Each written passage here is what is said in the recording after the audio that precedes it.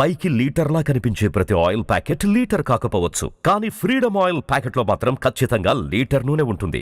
నమస్కారం, welcome to Suman TV. నేను గీతాంజలి. ప్రస్తుతం మనతో పాటు శ్రీచక్రపీఠం వ్యవస్థాపకులు, ప్రముఖ జ్యోతిష్యులు బ్రహ్మశ్రీ ప్రదీప్ జోషి గురువు గారు ఉన్నారు. వారితో మాట్లాడదాం. గురుగారు నమస్కారం అండి. శ్రీమాత్రే నమః. అసలు ఏం జరగబోతోంది, ఇంకా ఇంకా ఎన్ని దారుణాలు చూడాలని భయం వేస్తుంది గురుగారు.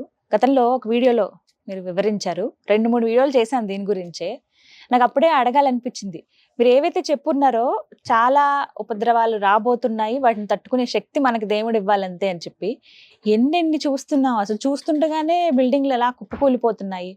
అంటే దాదాపుగా టూరిజం మీదే ఆధారపడ్డ దేశాలు కొన్ని ప్రాంతాలు అలా అయిపోతే నిజంగా బాధ అనిపించింది. కానీ ఈ ఎఫెక్ట్ ఇంకెక్కడి వరకు ఉంటుందా, ఈ షడ్గ్రహ కూటమి ఎఫెక్ట్ అని అనిపిస్తోందండి. ఇంకా ఎలాంటివి చూడబోతున్నాం?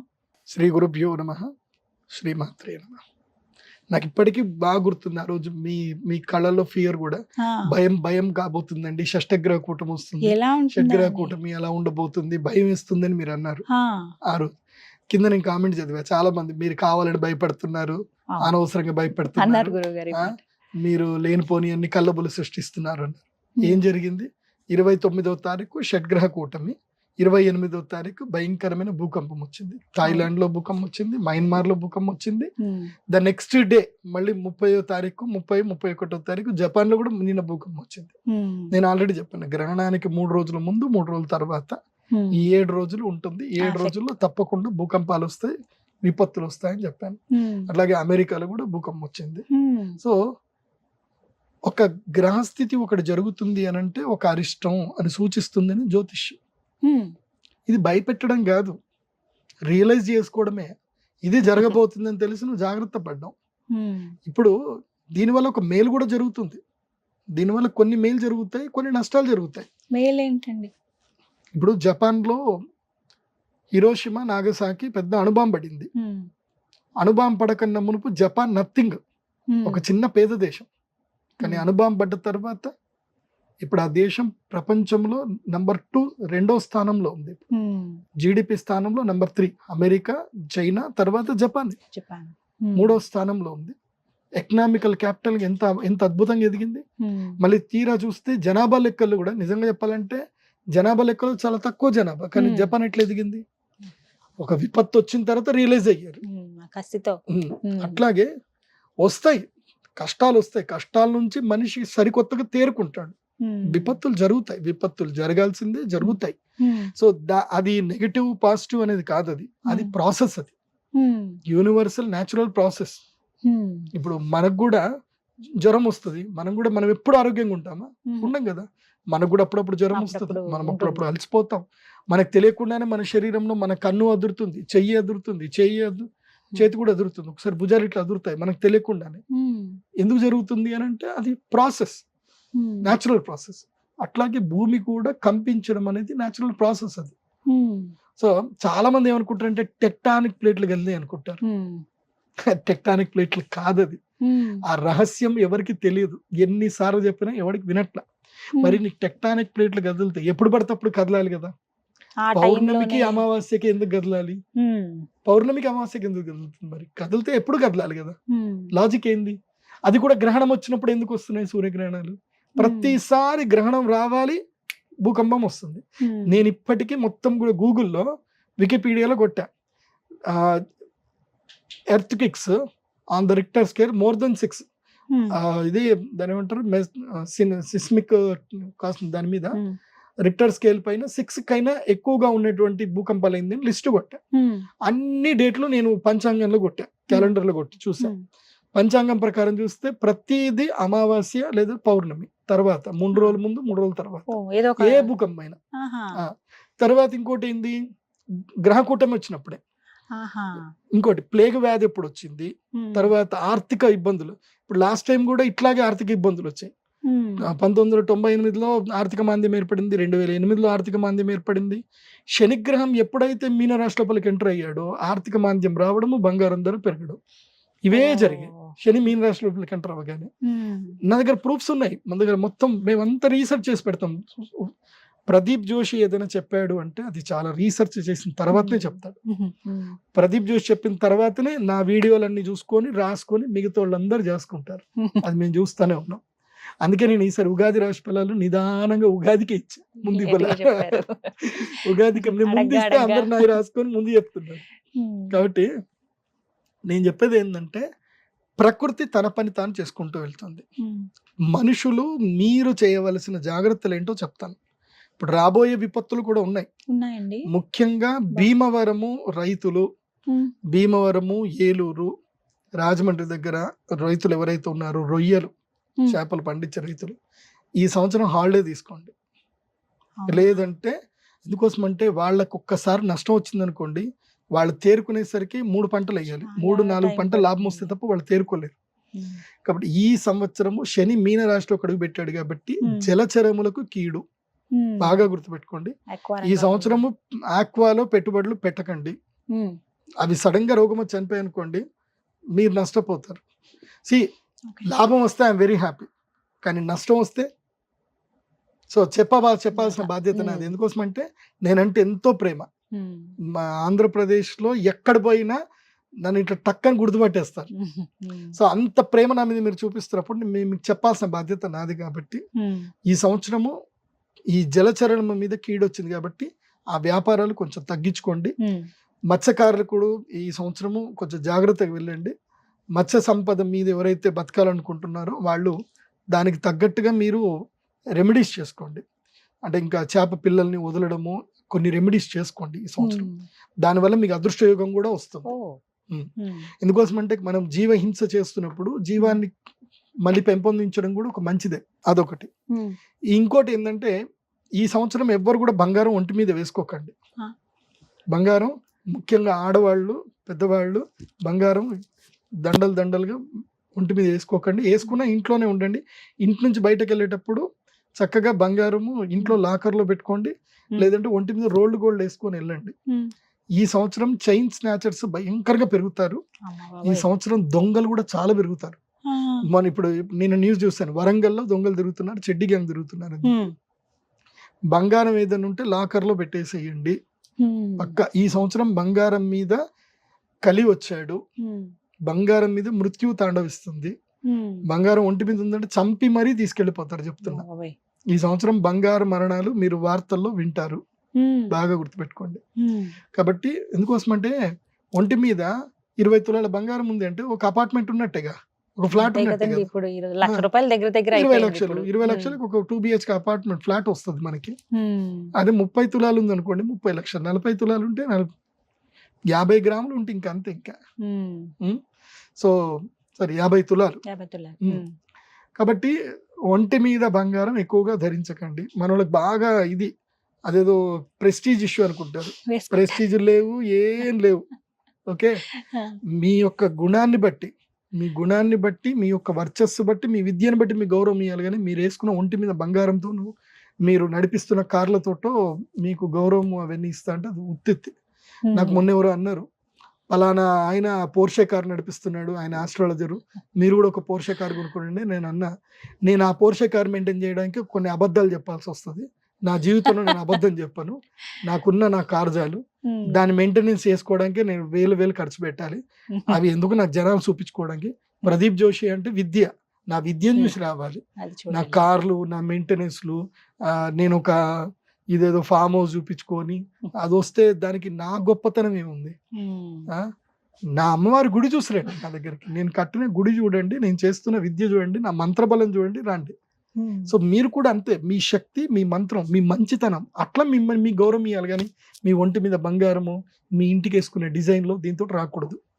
అండ్ నేను అందరికీ చెప్తున్నా ఏంటంటే, మళ్ళీ ఒకసారి కాకి సినిమా చూడండి. కార్తీ సినిమా, కాకి సినిమా ఉంది కదా, మళ్ళీ 2 సార్లు చూడండి. ఈ సంవత్సరం అది వస్తుంది. ఈ సంవత్సరం ఉంది. ఎందుకోసం అంటే మనకి ఉగాది ఫలాల్లోనే చెప్పారు, బాగుంది. అది కాకుండా ఈ సంవత్సరము స్టాక్ మార్కెట్లో ఇప్పుడు మే 15 వరకు స్టాక్ మార్కెట్ దారుణంగా ఉంటుంది. కానీ మే 15 తర్వాత ఒక్కసారి అందరు కోటీశ్వర్లు అయిపోతారు. పెట్టుబడి పెట్టచ్చండి. మెయిన్ గా HNI బ్లూ చిప్ కంపెనీస్ ఉంటాయి, టాప్ 100 బ్లూ చిప్ కంపెనీస్ ఉంటాయి. అందులోపల అంటే ఇది టిప్ అనుకోండి, బట్ నా అడ్వైస్ మాత్రం 100% కాదు. మీరు మీ యొక్క విచక్షణ వాడుకొని తీసుకోండి. హెచ్డిఎఫ్సి బ్యాంకు స్టాక్ చాలా లోగా పడుతుంది, ఐసిఐసిఐ బ్యాంకు స్టాక్ లో పడుతుంది. అట్లాగే ఇంకొన్ని మంచి బ్యాంక్స్ ఉన్నాయి. బ్యాంకింగ్ స్టాక్స్ ఎప్పటికైనా నిలుస్తాయి, పడిపో. పేటిఎం అప్పుడు అందరు పోయింది అనుకున్నారు, పేటిఎం దారుణంగా పడిపోయింది, కానీ ఇప్పుడు మళ్ళీ లేచింది. అప్పుడు ఎవడైనా సరే పేటిఎంలో ₹1 కోటి పెట్టుంటే ఇవాళ 10 కోట్లు వాళ్ళకి. సో ఇలాంటి స్టాక్స్ ఉంటాయి. ఇప్పుడు పడిపోవడం మంచి. సో ఇప్పుడు ఎంట్రీ అవ్వాల్సిన టైం మే 15 లోపల, మే 1వ తారీఖు నుంచి 15 తారీఖు లోపల స్టాక్స్ మంచిగా చూసుకొని, ఏవైతే 52 వీక్స్ లోబడ్డ స్టాక్స్ లోపలికి వాటి కంపెనీకి సంబంధించిన అసెట్స్, క్రెడిట్స్ అన్ని కూడా చూసుకొని ఎంట్రీ అవ్వండి. ఈ సంవత్సరం మీరు 1 కోటి పెట్టారు అనుకోండి, మీ ఐటీఆర్ కరెక్ట్ ఉండి మీరు 1 కోటి పెడితే 10 కోట్లు సంపాదించుకుంటారు. 10 times వస్తాయి, లాభాలు అయితే వస్తాయి. కాకపోతే అకార్డింగ్ టు మీ యొక్క విచక్షణను బట్టి మీ యొక్క ఫినాన్షియల్ ప్లాన్, ఫినాన్షియల్ అడ్వైజర్ తీసుకొని వెళ్ళండి. కానీ మాత్రం మళ్ళీ స్టాక్ అయితే భయంకరంగా లేస్తుంది. అండ్ వన్ మోర్, ఇంకోటి కూడా, భాగ్యనగరము, విజయవాడ ప్రాంతంలో, విశాఖపట్నంలో ప్రాంతం నుండే భూమి కొనుగోలు చేసిన ఆశావహులకు చెప్తున్నాను, బెంగళూరు వాళ్ళకి కూడా, భారతదేశంకి రాబోయే కాలంలో భారతదేశం ఇంకొక 6 months తర్వాత మేక్ ఇన్ ఇండియా స్టార్ట్ అవ్వబోతుంది. భారతదేశంలో భయంకరమైన పెట్టుబడులు వస్తాయి. ఇంకా రైతులు ఈ 6 నెలల పాటు భూములు అమ్ముకోకండి, నా మాట వినండి, అమ్మొద్దు. విశాఖపట్నం, విజయవాడ, అదేవిధంగా గుంటూరు, తర్వాత బెంగళూరు, అనంతపురం నుంచి కియా వైపుగా ఉన్నటువంటి రైతులు భూములు అమ్మకండి. ఓకే, బాగా గుర్తుపెట్టుకోండి. ఇంకా చెన్నై కూడా చెప్తున్నా, చెన్నై పరిసర ఏదైనా సరే మెట్రోపాలిటన్ సిటీకి ఒక 100 కిలోమీటర్ రేడియస్లో ఉండేవాళ్ళు ఎవరు కూడా భూములు అమ్మకండి. ఒక మంచి రేట్ వస్తే అమ్ముకోండి. కాకపోతే ఏం జరిగిపోతుందంటే ఇప్పుడు రాబోయే కాలంలో భారతదేశం లోపలికి పెట్టుబడులు పెద్దగా రాబోతున్నాయి. నేను ఆల్రెడీ మీకు ఆ విషయం చెప్పాను, మనం డిస్కస్ చేసినప్పుడు. ట్రంప్ తీసుకునే నిర్ణయాలతో చైనాకి భారతదేశానికి ఒక సత్సంబంధం ఏర్పడుతుంది. అసలు చైనాకి భారతదేశానికి భయంకరమైన వైరం, కానీ ఆ వైరం పోతుంది, చూడండి, పోతుంది. కాకపోతే చైనా నుంచి కంపెనీలని భారతదేశంకి వస్తాయి. ట్రంప్ ఏం చేశాడు, మోదీ గారు ఒక పాచికేస్తారని చెప్పాను కదా, ఇప్పుడు ఏం చేశాడు ట్రంప్, ఏవైతే ఇంపోర్ట్ డ్యూటీస్ ఏవైతే చేశారు, అంటే వీళ్ళు చైనా నుంచి ఎవరైనా అమెరికాకి ఏదైనా పంపించారనుకుంటే 36% వేశారు, ఏది ట్యాక్స్. అదే భారతదేశం నుంచి మనము ఎక్స్పోర్ట్ చేసామనుకోండి 26% వేశాడు. సో డిఫరెన్సియేషన్ కనిపిస్తుంది కదా, ఆల్మోస్ట్ 9% డిఫరెన్స్ కనిపిస్తుంది. సో ఈ డిఫరెన్సియేషన్ వస్తుంది కాబట్టి ఏం చేస్తారు అంటే, ఇప్పుడు యాపిల్ కంపెనీ కానీ వేరే ఏ కంపెనీస్ అయినా ఇంకా చైనా నుంచి భారతదేశంకి వస్తుంది, భారతదేశంలో పెట్టుబడులు పెడతారు, పెట్టుబడి పెట్టి ముందుకెళ్తారు. ఈ పెట్టుబడులు పెట్టడంలో మెయిన్గా భాగ్యనగరం, తర్వాత బెంగళూరు, ఇవి 2 టాప్లోకి వెళ్తాయి, బాగా గుర్తుపెట్టుకోండి. సో నేను చెప్పేది ಬಾಗೇಪಲ್ಲಿ, బాగా గుర్తుపెట్టుకోండి, ಬಾಗೇಪಲ್ಲಿ, ದೇವನಹಳ್ಳಿ, ನಿಮ್ಗೆಲ್ಲ ಹೇಳ್ತಾ ಇದ್ದೀನಿ ರೈತರೇ, ನೀವು ಯಾರು ನಿಮ್ಮ భూమిಯನ್ನು మారబేడి. సో ఎవరు కూడా రైతులు భూమిని అమ్మకండి. అనంతపురం నుంచి కియా నుంచి స్టార్ట్ చేసుకొని అటువైపు ఉన్న రైతులు భూములు అమ్మాలంటే మంచి రేట్కి అమ్ముకోండి, తొందరపడకండి. ఇప్పుడు ఇండస్ట్రీస్ భయంకరంగా రాబోతున్నాయి, వస్తున్నాయి కూడా, వస్తాయి. ఇటు భాగ్యనగరంలో గనక చూస్తే గనక మీరు ORRకి 20 కిలోమీటర్స్ రేడియస్లో, 30 కిలోమీటర్స్ రేడియస్లో ఎక్కడైనా భూములుండే కొనుక్కోండి. ఇంకా ఇప్పుడు మార్కెట్ కొనుక్కునే టైం, ఈ 6 నెలలే కొనుక్కోండి. ఈ 6 నెలల తర్వాత ఇంకా కొందామన్నా దొరకవు, రేట్లు పెరిగిపోతాయి. ఇంకా ఎందుకోసం అంటే ఈ 6 months తర్వాత అనౌన్స్మెంట్స్ ఎక్కువ వచ్చేస్తాయి. ఇంకా మేము వస్తున్నాం స్టార్ట్ చేస్తారు. సో భాగ్యనగరంలో ఉండే ఇన్వెస్టర్స్కి చెప్తున్నాను, పెట్టుబడులు పెట్టాలనుకునే వాళ్ళకి భూములు కొనుక్కోండి. ఇంకా మంచి టైం ఇప్పుడు, ఇది కొనుక్కునే టైము. కాకపోతే 3 ఏళ్ల వరకు ఓపిక పడతానంటేనే కొనుక్కోండి. ఎందుకోసం అంటే 3 ఏళ్ల తర్వాత మాత్రమే ఇక్కడ డెవలప్మెంట్ స్టార్ట్ అవుతుంది. 3 ఏళ్ల వరకు మాత్రం మీరు పెట్టిన డబ్బులు అట్లాగే ఉంటాయి. మీరు ఇప్పుడు 20,000 గజం కొన్నారు అంటే 3 ఏళ్ల వరకు 20,000 గజమే ఉంటుంది. మీరు పెంచుకొని అమ్ముకుంటే అంటే మాత్రం పెరగదు 3 ఏళ్ల వరకు. 3 ఏళ్ల తర్వాత పెరుగుతుందండి.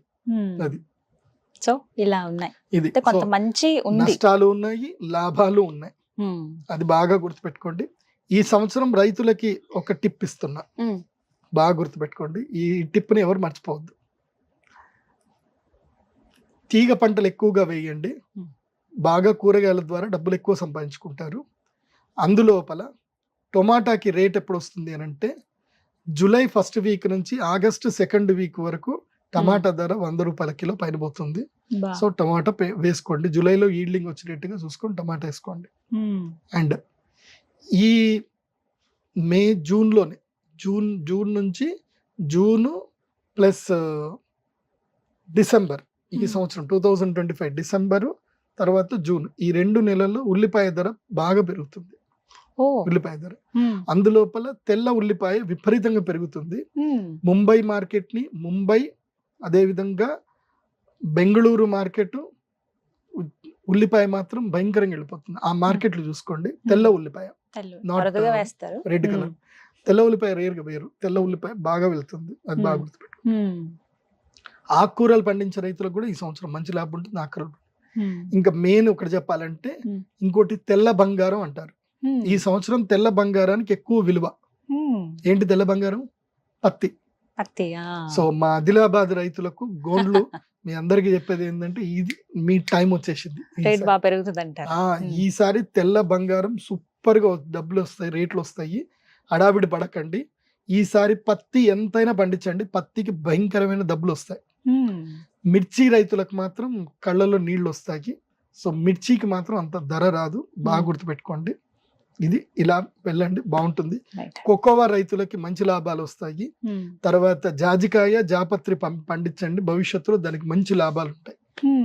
జాజికాయ జాపత్రి పండించండి, ప్రధానంగా బాగుంది ఈ సంవత్సరం. అంటే ఎంచుకుని సలహా తీసుకుని వేస్తే మంచిదని అంటారు. పంటలే కుంకుడుకాయలు కూడా పెట్టండి, దాంట్లో కూడా మంచి కోట్ల లాభాలు ఉన్నాయి.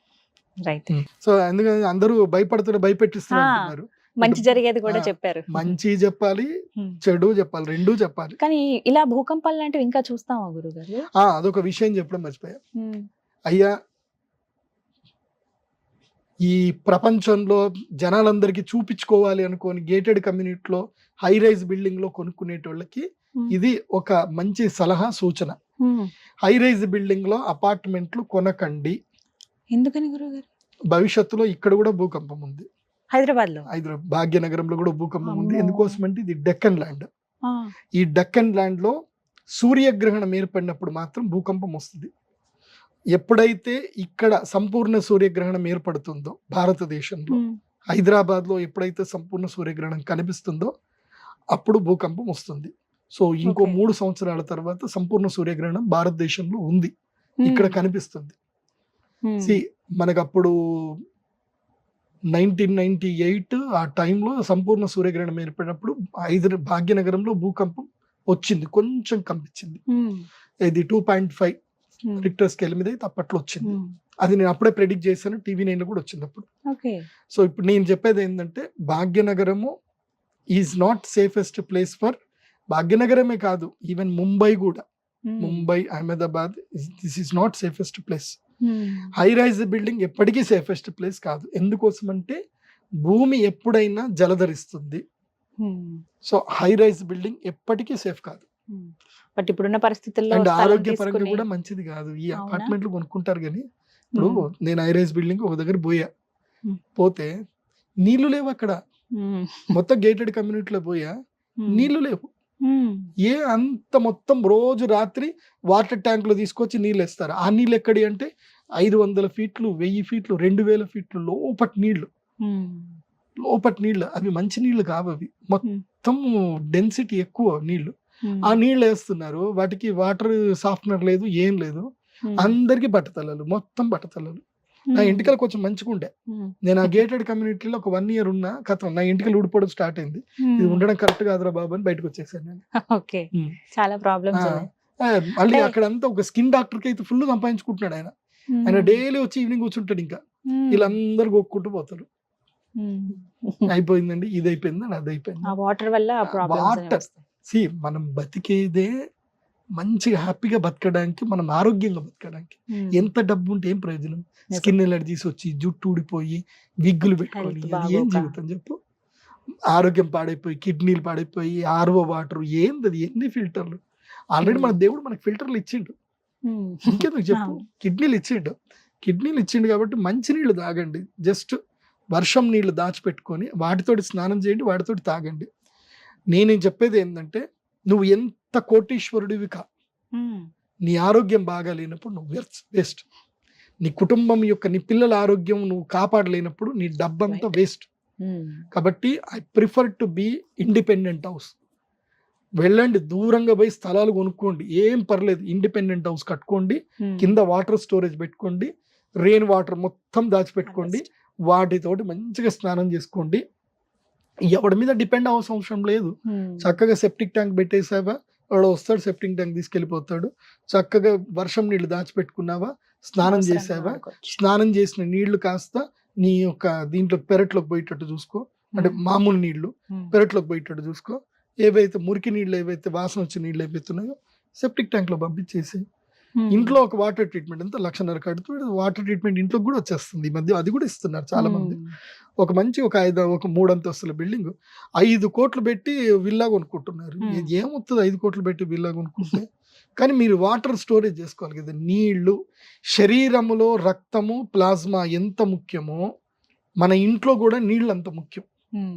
మంచి నీళ్లు ఉండాలి, వర్షం నీళ్లు మన ఇంట్లో ఉండాలి. అది ఉంటేనే నువ్వు ఐశ్వర్యవంతుడివి, నువ్వు అదృష్టవంతుడివి, నువ్వు ధనవంతుడివి. ఇంట్లో నీళ్లు లేవు, నువ్వు ఐశ్వర్యవంతుడు కాదు, నీకు అనారోగ్యమే. ఆ బోర్ నీళ్ళు ఎంత తాగుతారు, ఏం చేసుకుంటారు? ఆర్వో ఇంకేముంటది, ఆర్వో ఉన్నది కాస్త మొత్తం వెళ్ళిపోతుంది.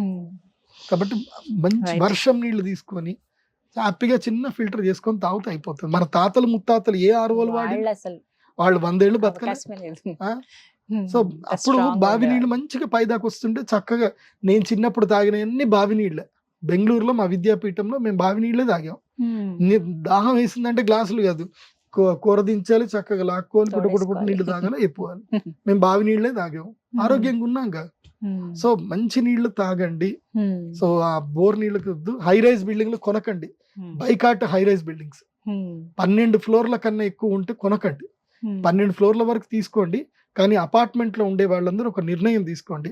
వర్షం నీళ్ళని స్టోర్ చేద్దాం, కావాలంటే పెద్ద బొంద వేద్దాం. మనం మన జీవితాలు కాపాడుకోలేనప్పుడు ఎందుకైనా మీకు ఆస్తులు, డబ్బులు మొత్తం బొందలు తీసేసి పెద్దగా మొత్తం వర్షం నీళ్ళని దాంట్లో స్టోర్ అవ్వాలి. అది బాగా గుర్తుపెట్టుకోండి. వర్షపు నీళ్లు కాపాడలేనప్పుడు ఆ గృహస్థుడు బతికున్న వాళ్ళ పిల్లలకి ఆరోగ్యం ఇవ్వలేనప్పుడు వాళ్ళు వేస్ట్. అంతే. ఇది ఒక సూచనగా భావిస్తూ గవర్నమెంట్ కూడా ఒక జీవో తీసుకురావాలి. జీవో తీసుకొచ్చి పైకి స్టోర్ చేసుకొని వర్షం నీళ్ళు వాడండి అని అందరు నిర్ణయం తీసుకోండి. వర్షం దేవుడు అయితే మనకు నీళ్ళు ఇస్తున్నాడు, దేవుడిని ఎప్పుడు ఎవడేమనొద్దు. వర్షాలు పడట్లేదు, వర్షం నీళ్ళు మనం సద్వినియోగం చేసుకోవట్లేదు. చాలా మంది కొద్ది అవేర్నెస్ వచ్చిందండి, ఇంకా రావాలి. రైట్ గురుగారు, నమస్కారం. శ్రీమాత.